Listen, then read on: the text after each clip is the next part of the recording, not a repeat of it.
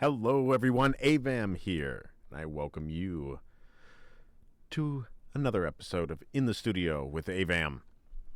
What we have going on today is an episode about someone I feel is the greatest comedian that ever lived. This is a tribute to the great Chris Farley. He was born on February 15th, 1964. He passed away on December 18th of 1997. At 33 years old. What made me think about it is I was going through some things that I had written long ago, and a speech that I wrote right after Chris Farley had passed away for an English class in high school. Yeah, I was in high school when he passed away. And I remember it being a lot different because the internet wasn't what it is today. You know, finding the information, you had to rely on what was on the news at the time and what was able to be on the internet at that time. There weren't a million places giving out the news. So I put this together for this English class, and it just always stuck with me about how I felt he was such a great comedian. And at that time, I wasn't even 15 years old. But I remember when I saw Tommy Boy at 12, I thought that was the funniest movie I had ever seen in my entire life. And it is. Chris Farley was a genius, a comedic genius that we recognized for the wrong reasons. You know, he was funny all around. He was brilliant. And he didn't feel that way about himself, and that's amazing when you see somebody that was that talented, that gifted, that kind, because he gave his time at soup kitchens and everything during holidays and breaks, and it was just great. He was such a great person. You know, he started in 1992. The first film that he did was part of the security guard in Wayne's World, and then that was his first on-camera role. And then he got into Wayne's World 2, Coneheads, as Ronnie. I always love that line. He's like, wow, I've never seen anyone take a sandwich like that except for my mom.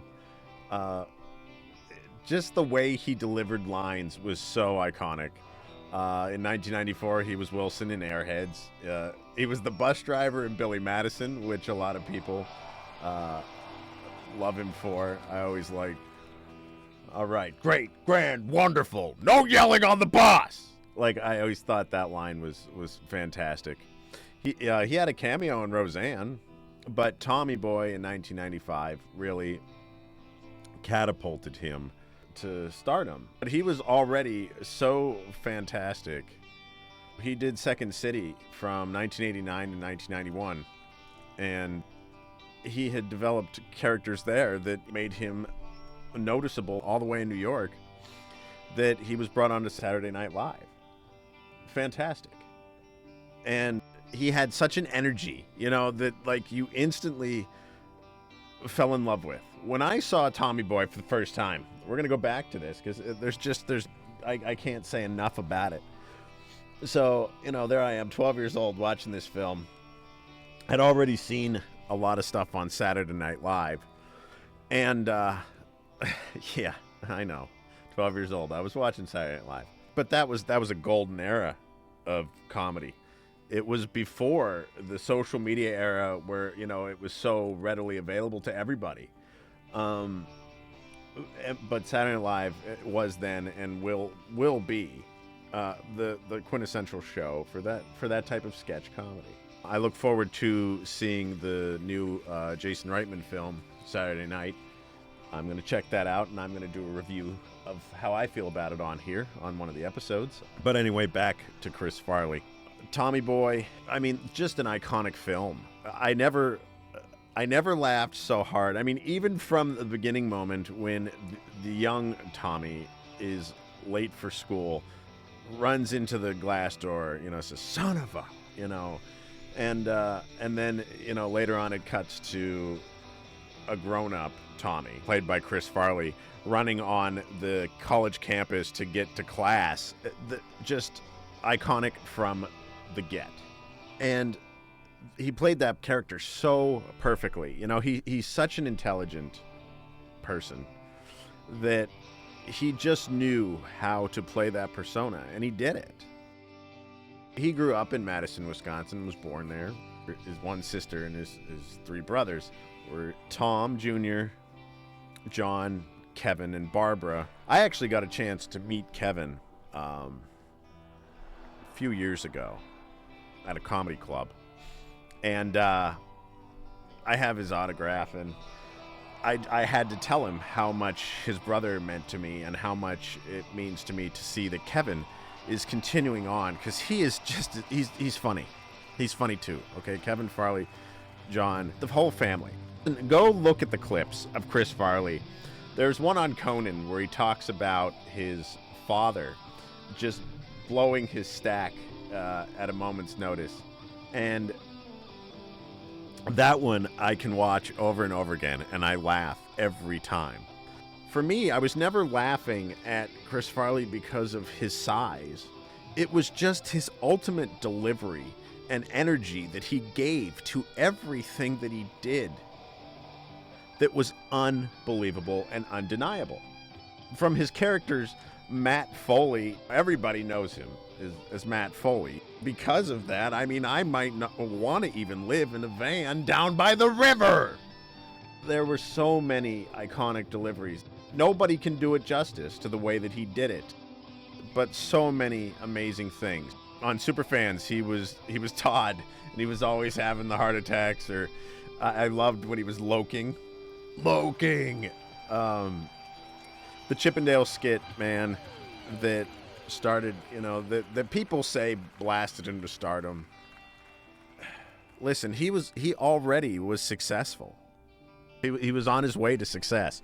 That skit was so funny to me, even as a young man, not because of his size. It was because of honestly, the dance moves that he did were much more impressive than what Patrick Swayze was doing.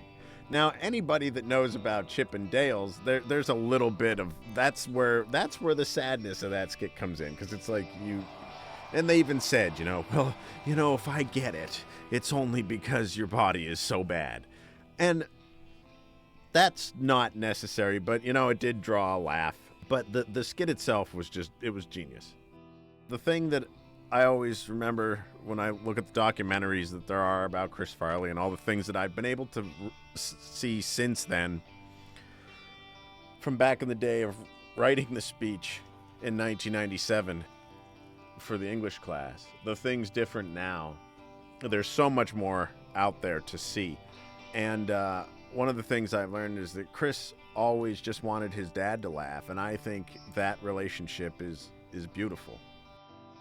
Chris Farley graduated from Marquette University, where he played on the rugby team. He graduated in 1986 with a Bachelor's of Arts in Communications and Theater. And it wasn't even that made him who he was. He just was a natural performer, and some people are. I would put him in comedy in the niche that he was in. And I would say just in acting.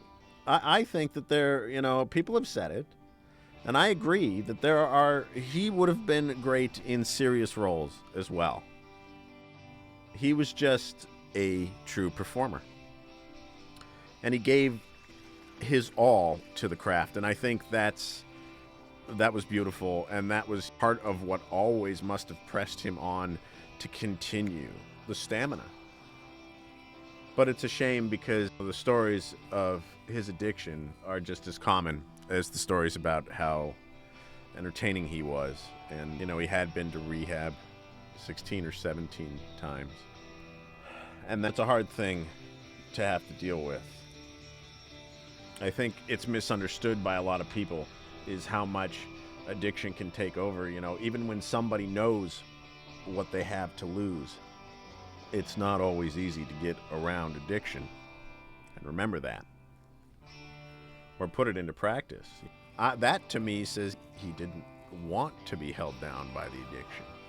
And then the movie Beverly Hills Ninja made him so unhappy And I think that's terrible. He didn't like that. And I think after Black Sheep, I think he was very, very upset. And it didn't matter. I can watch all those films and still see the beauty in Chris Farley's craft as an actor, not just a comedian, but as an actor. And it's amazing to think that today he'd be in his 60s, and what have we missed? What did we not get to see?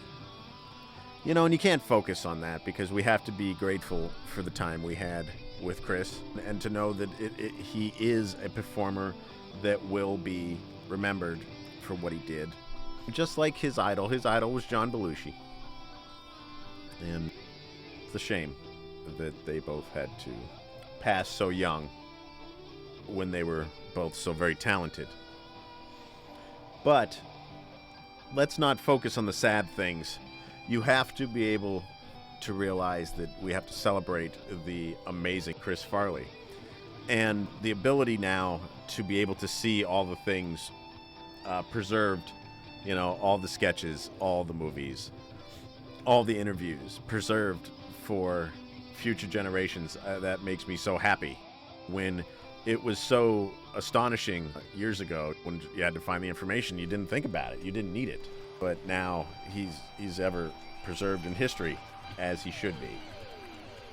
If you look around, he's inspired so many people in the comedy industry. And he certainly, you know, always brought me joy and still can.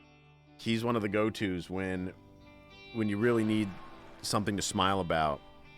You look at him, he's one of the greats, you know, up there with Robin Williams to me.